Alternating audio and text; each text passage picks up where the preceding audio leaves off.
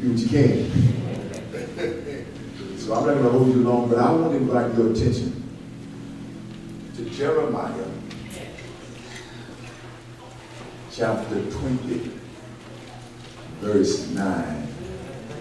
Very familiar passage of scripture. Yes, yes. Oh, yeah, I know that one. Yeah, Jeremiah chapter 20, verse 9. I want to encourage you, the people of God, as we journey on to the kingdom of God. Is that all right? Yes, sir.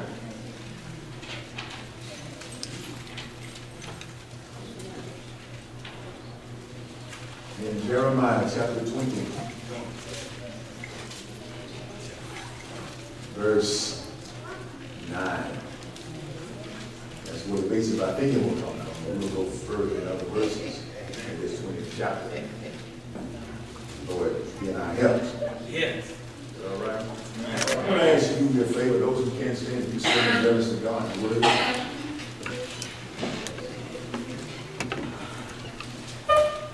If you can't, I understand.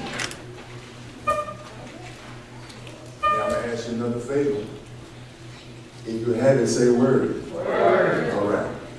You don't have to say, wait a minute. Okay, we got it then. I'm reading from the New King James Version. It says this. Then I said, I will not make mention of him, nor speak any more in his name.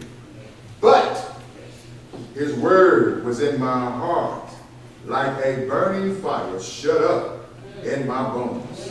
I was weary of holding it back, and I could not. Let me add this, hold it back. Most gracious and all-wise Father, I thank you for your goodness, your kindness, your tender mercy, and all of your bountiful and wondrous blessings that you have bestowed upon we, your people. You are better to us than we are to ourselves. Where God, we're glad about it. God, I just thank you for who you are. I thank you for what you mean to me. You my everything. You my all in all. And God, I need you to be with me, speak to me, speak through me, to speak to this your people, God. Give fresh manna, God. Send fresh manna from on high, God.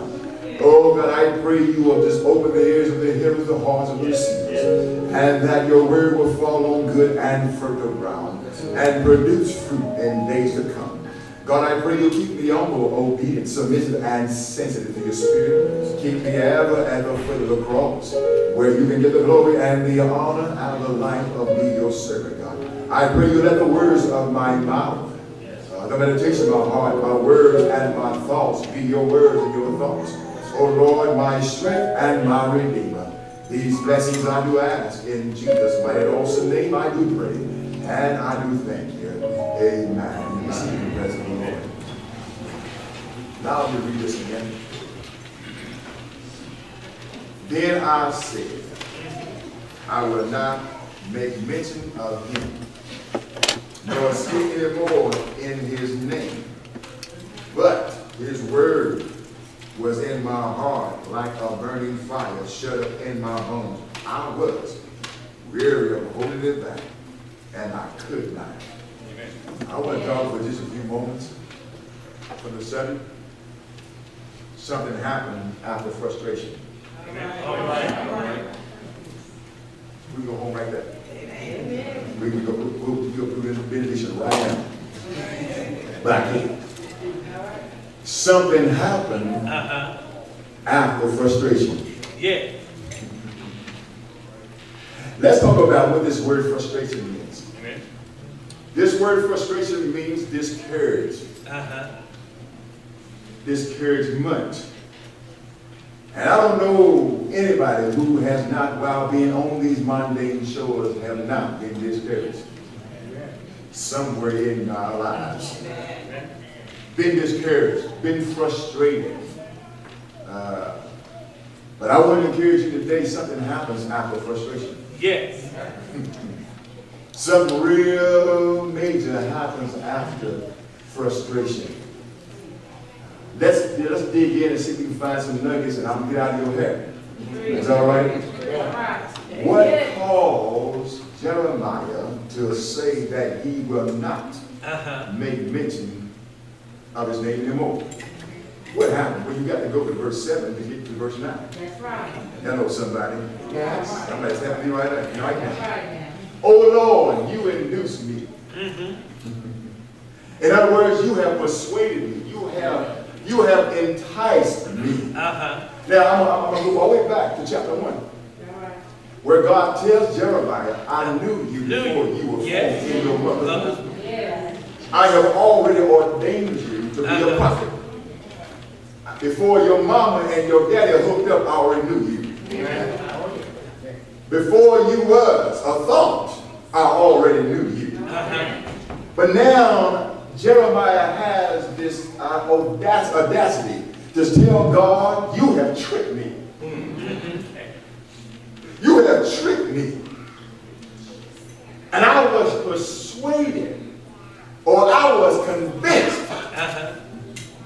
Has anybody ever convinced you to do something? Well, God convinced the prophet Jeremiah to tell Israel about himself. How many know that when God tells you to tell somebody about themselves, it ain't going to be a pleasant thing? There are going to be some rebuttals. There are going to be some resistance that will happen when God tells you to tell a person about themselves. It's only for their good. It's only to bring them where God wants them to be. Yes, sir. But sometimes people don't want to be told. I see. And this is what happened in this 20th chapter of Jeremiah. Israel didn't want to hear the prophet and tell them about themselves. So he said, you are stronger than I. God, you mightier than I. Even if I try to resist it, you still going to get me. You still going to get me to do what you want me to do. That's right. How many know that God will get you and make you do what he wants you to do? Yes, sir. Even if you don't want to do it, you don't think you ought to do it, you don't feel you ought to do it, nothing positive happens. You just want, I don't want to do it. You're stronger than me. And he says that not only are you stronger than me, but you have prevailed. And I'm in derision daily. Here's a catch. Everyone mocks me. Everybody makes fun of me. While I'm doing what you tell me to do, people are talking about me. People are laughing at me. People are just making fun of me. And all those things. And God, you set me up to get all this on me. You set me up. You tricked me. You convinced me to tell Israel about herself. And now I'm in the laughing stock of Israel. I see. I'm in laughing stock. Verse 8 says, for when I spoke, when I start talking, I cried out, shouted, violence and plunder. Because the word of the Lord was made to me a reproach and derision daily. Watch this. Daily. Jeremiah prayerfully. He's talking to God. He's in prayer. Now watch this. He's in prayer. And in prayer, he's pouring out his heart to God. He and God are in a dialogue situation. He's talking to God and he's pouring out his heart to God and telling God all about his situation and his circumstances and how he's going to laugh and stuff and how people are making fun of him and how you have tricked me, God, to do this work, how you tricked me to tell Israel about herself. All this, God, I'm now a laughing stock. And now I'm crying out. And I'm in derision daily. Jeremiah praised and laminated and at the ridicule he was experiencing because God's role, watch this, God's role for his life. Let me tell you something. God has a role for every one of our lives. Yes, he has. It don't mean you have to preach, but God has a role for every one of our lives. Yes. And if we start to walk in the role that God has put us in, you're gonna be faced with opposition. Yes.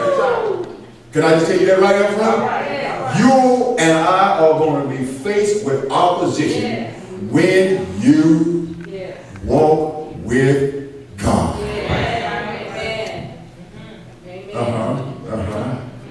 Because one of the things is the devil don't want you to do the will of God. No, no. The devil does not want you to do and help other people out in their spiritual growth, in their spiritual maturity. He doesn't want you to do this. So therefore you be in opposition and then made fun of because of your role with God. Well, all that happened, he's frustrated, he's angry. Now watch this. He's not only angry with the people who's making fun of him, but he's also angry with God. That's right. It's in the text. It's in the text. He's literally angry with God as well as with those who are making fun of him. I say, I will not. Now, normally the word will in the text, verse 9, means a definite. Make no mistake, I ain't gonna do it. I'm trying to paint this picture. Help me, Holy Ghost. He's angry. I will not make mention of his name. Yeah. Or of him. I ain't gonna talk about him. I ain't gonna say nothing about him. I will not mention him. I will not do anything of that nature. Because he was in dejection. Swept over dejection. Have you ever been through dejection? Amen. Dejection swept over Jeremiah and caused Jeremiah not to make mention of him any longer or anymore. Because he was frustrated. This ain't, watch this ain't worth it. See, the devil had gotten to the point where he said it ain't worth it to stay and do what God told you to do. This ain't worth it. I'm not going to make mention of him. He goes on and says, nor will I speak anymore. Watch this. Nor will I speak anymore in his name. Preach it, sir. I'm not going to say nothing in his name. That means I'm not even going to pray in his name. Watch this. John's Gospel in chapter 14, he says, whatsoever you ask in my name, that will I do. I'm not even going to do that anymore. I'm not going to say nothing in his name anymore. That's how frustrated he was. That's how angry he was about his situation and about who he served and about who he was serving.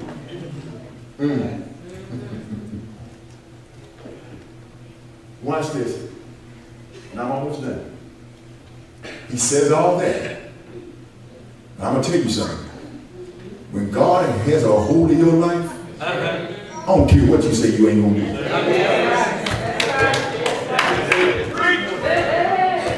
I don't care what you say out of frustration you ain't going to do. Woo! When you are really ordained and born of God and called by God to do a work, I don't care what you say you ain't going to do. Can I just give you that? Can I just be transparent for just a moment and I'm going to move on? Come on. Even me, the bishop, have even said, I ain't doing this no more. This ain't worth it. This is crazy. I ain't going through this. I'm tired of going through all this. I don't want to do it no more. But when God has a call on your life, I don't care what you said you ain't going to do. God said, yes, you are going to do what I told you to do. Yes, sir. I feel it pushing me now. And when you say you ain't going to do a thing, God starts to, especially when you got the word in you. I'm talking about the word. I'm talking about when the book is in you. The book is a part of you. I don't care what you say you ain't going to do. Something about the words off of this book become alive in us. Watch what he says. I'm not going to mention you anymore. I'm not going to mention your name anymore. I'm not going to do nothing in your name anymore. He said, but a conjunction. Something starts to shift. God started to say, I know what you said you ain't going to do. But let me tell you through the word what you are going to do. It's in the text. It's in the text. He said, but the word was in my heart. Watch this, like a burning fire. Watch this. Why is it like a burning fire? It burned everything that was negative in what I said. It burned out frustration. It burned out discouragement. Yeah. The word was down inside of me like a burning fire. I know I said I wasn't going to do it. I said I wasn't going to say nothing about it. But something about the word down inside of me starts to burn out. Yeah. Negativity. It starts to burn out everything that's not like God. Yes, yes, I'm listening there. But the word of God starts to burn out everything that's negative and everything that's not like God. And God said, yes, I'm going to stand up in you. I'm going to stand with you. Yes, I am more than the whole world against you. I don't care what you feel like you're not going to do, but there's something about my word when it's down on the inside of you. I'm about to do something in you. I'm about to do something in you that will bless lives. I will bless you so much that lives will be regenerated, will be brought back to life, will be revived in you through the word.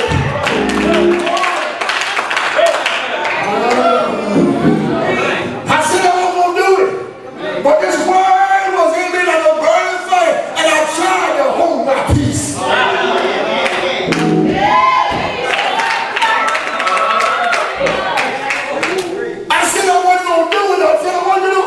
Something got on the inside of me caused me to move, caused me to do what I said I wasn't going to do. And I tried to hold it back.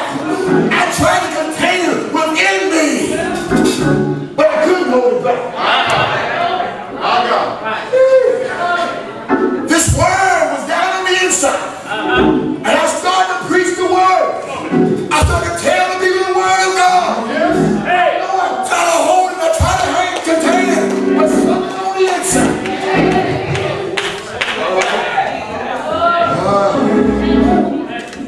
I became weary. I became wore out from trying to hold it back. But I just hear my pastor say, let go. And let go. Oh, bless him now. And all of a sudden, Jeremiah started to let go and let go. And God started to work through him. But watch this. Let's slow down a minute. I'm going to show you something. Something happened after frustration. Not only did this word get in him like a burning fire, not only did he start to do what he said he wasn't going to do, but watch what else in verse 11. He says, but the Lord is with me. When the enemy thought he had me, and when the enemy thought he was going to beat me up, when he thought he had me when I said I wasn't going to do what I said I wasn't going to do, he thought he had me, but God let me know that he's with me. I want to let you know that when the devil tries to get you, I want to let you know that God is with you. Don't you worry about what you're going through. Don't you worry about what the devil's trying to hoodwink and bamboozle you with. The Lord is with you. Yeah, he's with me. A mighty, watch this, and an awesome one. Oh yeah. Oh yeah. He's mighty and he's awesome and he's with me. Everything that's around me is and against me, God is with me. And God is building up a fence of protection around about me. Even when the enemy thought he had me and going to get me, but God lets me know that through the burning fire of the word that I am with you. No, I'm with you always, even to the end of the world. Oh, I will never leave you nor forsake you. I'm always going to be with you. I am with you always, even through the thick and the thin. I am with you. Watch what else he says. Therefore, my persecutors, he started to tell God in the prayer, well, I know you're with me, you're with me, Lord, but just let me just tell you this. My persecutors will stumble. Watch this. Watch this. He tells himself. He's praying, but he's telling himself. He said, but the Lord is with me as a mighty and an awesome one. Therefore, my persecutors will stumble and will not prevail. Can I go further? Those who are against me will not. They will not overcome me. Yes, God is with me, and the awesome one is with me. Even my persecutors, they will stumble and will not prevail. They will be greatly ashamed.